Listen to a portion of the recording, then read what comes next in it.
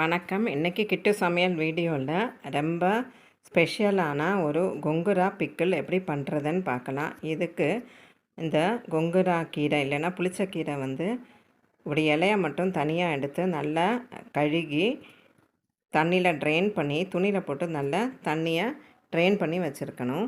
அதுக்கப்புறம் காரத்துக்கு ஏற்ற மாதிரி ஒரு கைப்பிடி அளவுக்கு பச்சை மிளகா, காஞ்ச மிளகா வேணும். ஒரு ஸ்பூன் ஜீரகம், ஒரு ஸ்பூன் கடுகு, வெந்தயம் வேணும். பூண்டு ஒரு கைப்பிடி அளவுக்கு வேணும். அதுக்கப்புறம் எள்ளு, ஜீரகம், கடுகு இது 3 ப்ளெயின் கடாயில் போட்டு நல்லா வெடிக்கிற வரைக்கும் வறுத்து எடுத்துடணும். அதுக்கப்புறம் ஒரு 2 வெங்காயம் வேணும் பச்சையாக யூஸ் பண்ணுறதுக்கு, அதுவும் நறுக்கி வச்சிடணும். கடைசியாக சேர்க்குறதுக்கு ஒரு ஸ்பூன் தனியாத்தூள் வேணும். இவ்வளோ தான் இன்க்ரீடியன்ட்ஸ் பார்த்திங்கன்னா.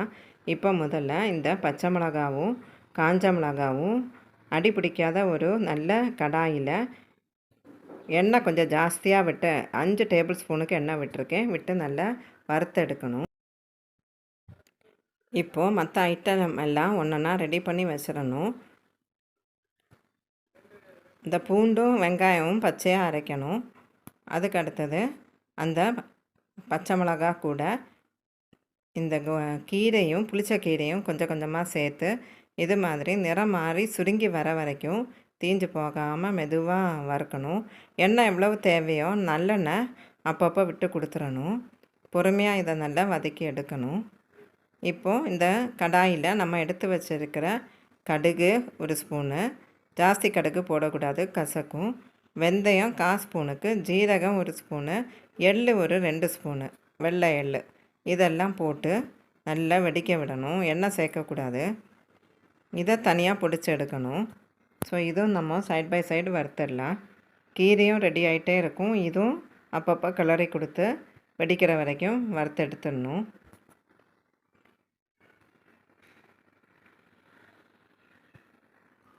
இப்போ ஆல்மோஸ்ட் ரெடி ஆகிடுச்சு. இப்போ இந்த 2 வெங்காயம் பச்சைக்கு சேர்க்குறதுக்கு நல்லா சின்ன சின்ன பீஸாக நறுக்கி வச்சிடலாம். பூண்டும் ரெடியாக இருக்குது. ஒரு கைப்பிடி அளவுக்கு பூண்டும் ரெடியாக இருக்குது. இப்போ இது நல்லா தொக்கும் ஆற விட்டு இதையும் நல்லா அரைச்சி எடுக்கணும். எள் வறுத்ததும் ரெடி ஆகிடுச்சு. அதுவும் ஒரு பிளேட்டில் மாற்றி வச்சிடலாம். இது ரெண்டும் பச்சைக்கு அரைச்சா போகிறோம், வெங்காயம் பூண்டும். ஸோ இப்போ எல்லாமே ரெடியாக இருக்குது. இப்போ ஒன்றா நம்ம அரைச்சி எடுத்துடலாம் மிக்சியில் போட்டு. ஃபஸ்ட்டு வதக்குன அந்த பச்சை மிளகா, காஞ்ச மிளகா தொக்கு அதில் போட்டு அரைச்சிடலாம். அதுக்கப்புறம் அது கூட ஒரு வெங்காயம் கட் பண்ணி வச்சுருக்கிறதும் பூண்டும் போட்டு ஒரு ஸ்பூன் வச்சு கிளறி கொடுத்து அரைச்சி எடுத்துடணும். பெரிய ஜாரில் போடணும். நான் மீடியம் சைஸ் ஜாரில் போட்டிருக்கேன்.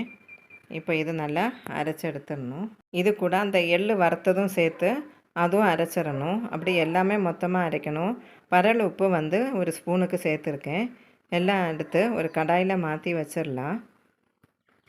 திருப்பி அதே கடாயில் இன்னும் கொஞ்சம் ஜாஸ்தியாக எண்ணெய் விட்டு இந்த அரைச்ச தொக்கை சேர்க்கணும். சேர்த்து நல்லா எண்ணெய் சைடில் வர வரைக்கும் வதக்கி எடுக்கணும். இப்போ பொறுமையாக எல்லாம் அரைச்சி எடுத்தாச்சு.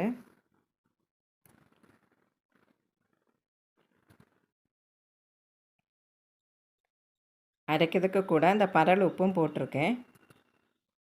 அதுவும் போட்டு அரைச்சாச்சு. இப்போ அதே கடாயில் இன்னும் ஒரு 4 டேபிள் ஸ்பூனுக்கு நல்லெண்ணெய் ஊற்றி திருப்பி இந்த அரைச்சி வச்சுருக்கிற தொக்கை மெதுவாக போட்டு கிளறி கொடுத்துட்டே இருக்கணும். மூடி வைக்கக்கூடாது. இந்த மாதிரி கிளறி கொடுத்து ஃபுல்லாக தொக்கு ஆற வரைக்கும் நல்லா கிளறி கொடுத்துட்டே இருக்கணும். உப்பு எல்லாம் சரியாக இருக்கான்னு பார்த்துக்கணும். எண்ணெய் சூடானதும் இதெல்லாம் கொஞ்சமாக கறிவேப்பிலையும் காஞ்ச மிளகாவும் போட்டிருக்கேன். போட்டுட்டு இந்த அரைச்சி வச்ச தொக்கும் சேர்த்தாச்சு.